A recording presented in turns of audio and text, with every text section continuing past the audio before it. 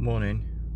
Well, after 4 months of being on furlough, I'm back at work today, so not so much gardening, but we will continue, okay, and hopefully we'll be even bigger and better.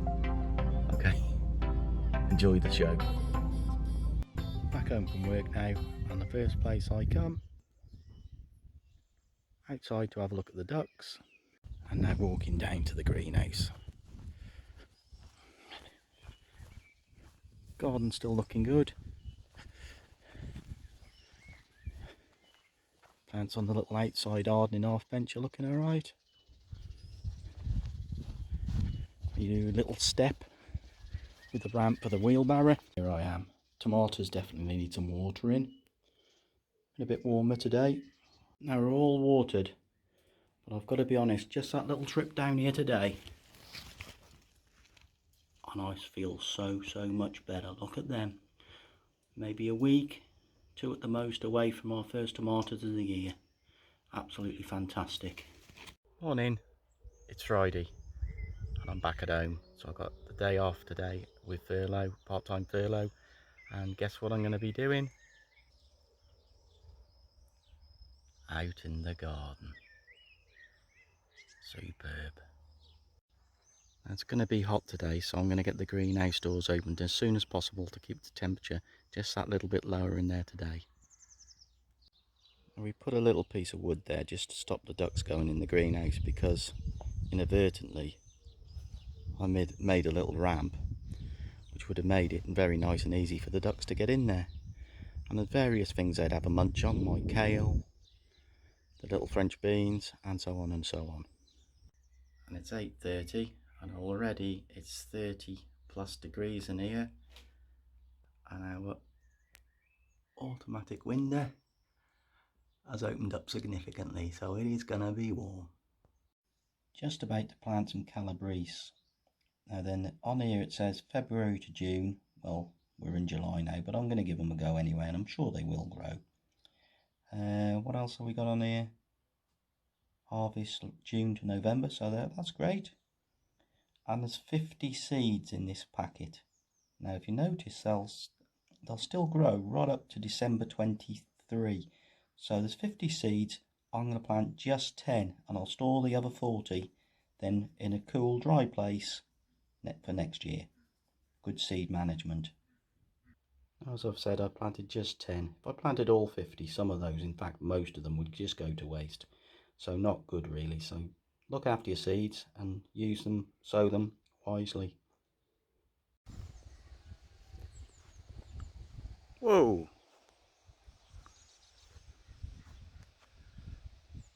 Our first cherry's almost ready.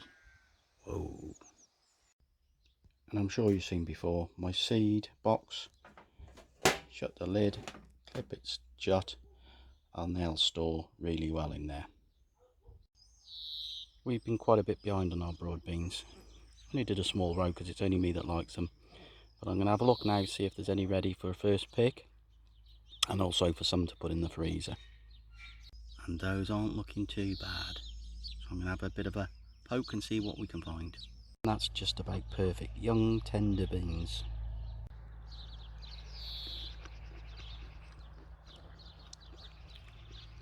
Yeah, they're definitely ready for picking.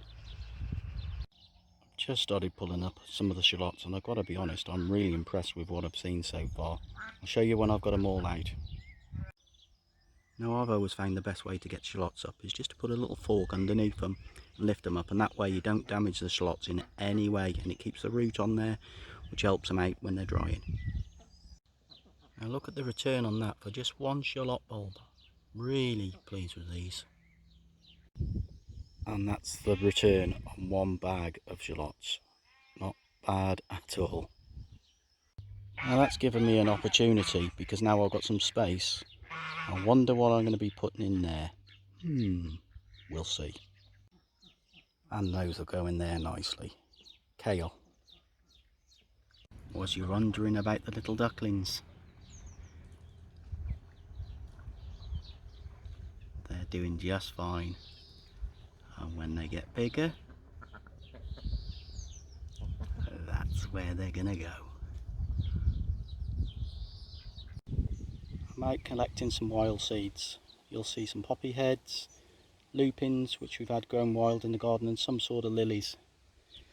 And then what I normally do, if you've got something like this and there's 2, 4, 5 seed heads there, don't take them all because they will do their own thing.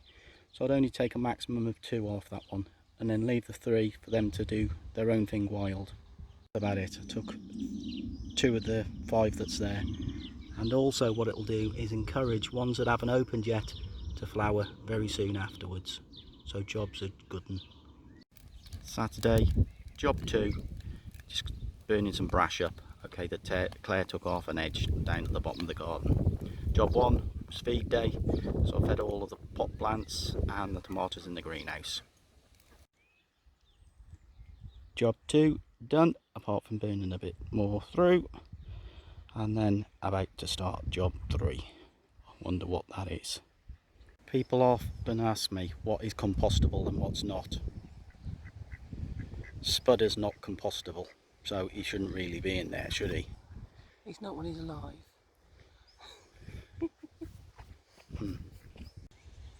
Job 3. This is a little pond that we discovered when we was developing the wildlife area. Unfortunately, Spud burst the liner, so it doesn't hold the water anymore. So what we're looking to do is to get the liner out, put a new liner in, and then re-establish it, and then eventually maybe make some sort of waterfall down into the main pond down there, which doesn't look that big at the moment, but trust me, that's 30-40 foot long. That was an interesting half hour. Look at the size of some of the rocks we've hauled out of there. Okay, but now for the first time we know how big the splash pool is. Okay, so now what we'll do is we'll go and measure the liner that we pulled out, so we can measure that and then we can order a liner, and hopefully I'll be starting that very soon, in the next week or 2. Some of the damage that slugs cause, an absolute nuisance in your garden. 3 lettuce put in, and that's what they all look like. Absolute, well, it's soul destroying sometimes. And these are my later potatoes that you saw me putting in, doing really well. And we move down towards the very last ones that I put in. They're all through now. Pleased with those. And later on for our Sunday lunch, we'll be having some more of the earlies. Probably have some of the broad beans as well. Picked some to freeze yesterday. Just me, I might be having one of the parsnips. Claire doesn't like parsnips. We'll probably have a meal of the very, very early carrots that I put in. Onions not quite ready to pick yet. Those are the kale that I put in recently. Okay, and I've covered them up to stop the birds. No, correction, Claire covered them up. Leeks still doing good. First is the outdoor French beans. We have got French beans in the greenhouse. Some more follow-on carrots. Some more radish. Spinach. And some more little outdoor tomatoes put there. Courgettes are looking good. We've had some of those already. Courgettes, nice. To put in lots of different things. The broccoli still going nuts. A little bit of spinach at the front. The peas are starting to go yellow, which means they're coming towards the end of the life. Okay, they won't taste quite as nice, but I will pick one final meal for our Sunday lunch today, and I'll keep some for seed for next year. Thank you to Kathy for supplying those to us, unless we wouldn't have had peas this year. Some kale in there, and the next bunch of carrots, so we've got follow-on carrots. And at the end, I might try one of these later on today. They're only quite small, but I think they'd be really nice. One of the leeks, I might add some of those to the Sunday lunch. Last couple of lettuce. Okay, and unfortunately because of the slugs we haven't got any follow-on ones. Very annoying. Those are chives, and at the back our spearmint mint. Our raspberries, they're later ones. We have had a couple of them, but they'll be ready later on in the year. The garlic still looks an absolute disaster. Strawberries, there's runners shooting out just about everywhere, so we'll have some of those. Okay, put them in pots and pot them up maybe for next year. The strawberries in general, I've done pretty well this year, and I made my first jam, strawberry jam recently, and that is absolutely delicious. And the two currant bushes, the black currant and the red currant, I've said them the wrong way round, they finish now pretty much for the year, so at some point they'll be going in one of these pods. The fire from yesterday's all finished now. Tidy that up later on, put the ash on the compost bins if it's cool enough, and basically you won't even know that's been there. That's the benefit of Incinerator. And a really nice bush just outside our back door. Come out, Claire will tell you what that is, I'm not really sure, but it's lovely. And another bush that's looking lovely as well. Okay, so everything looking very nice out here at the minute. And it's all very quiet on the duck pond. Little ducks, we'll have a look at those very shortly. And they're getting much bigger. They're just starting to develop some of their adult feathers. They're shy. Still under the heat lamp at the moment because they haven't got their adult feathers yet, so they would get cold and could potentially die if they're not warm enough. Back!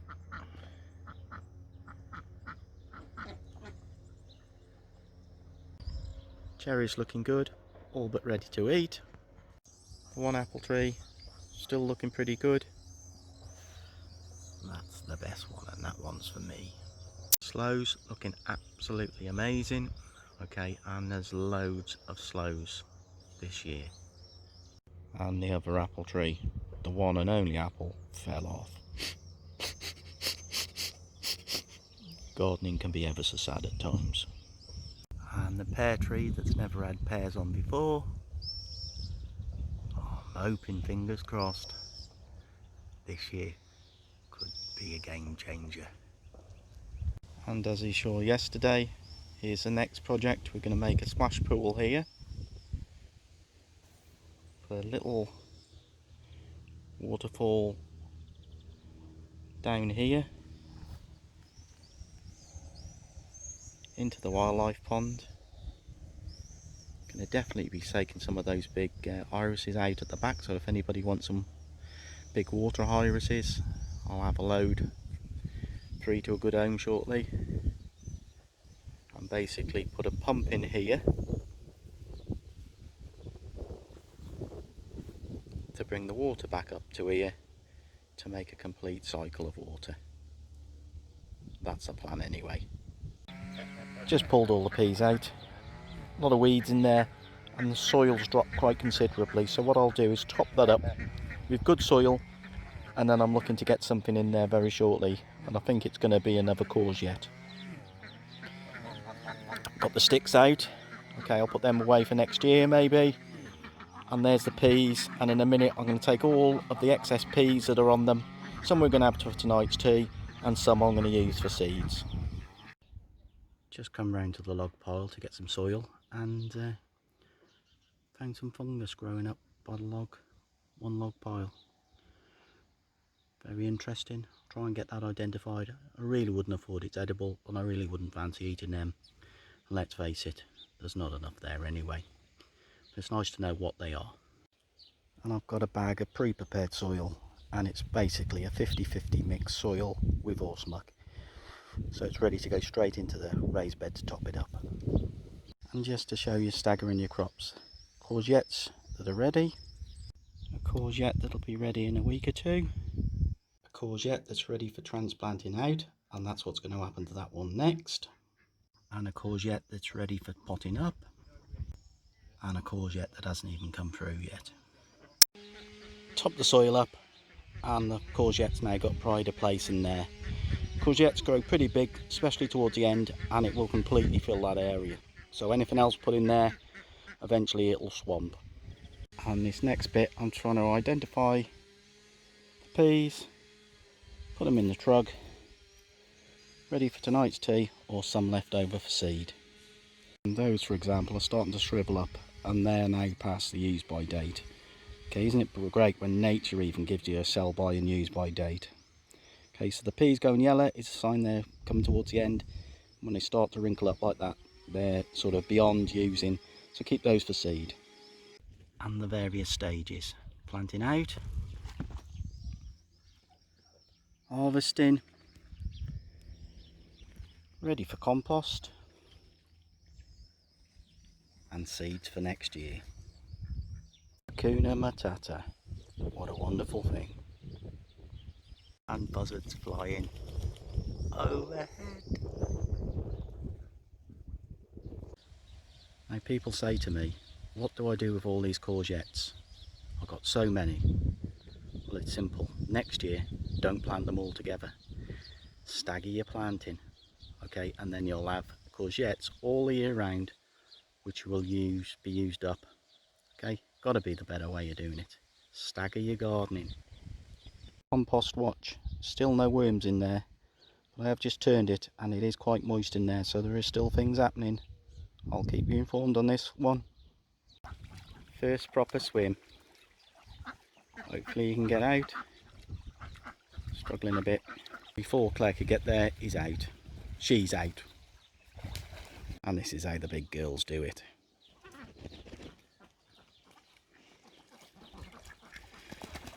Straight out.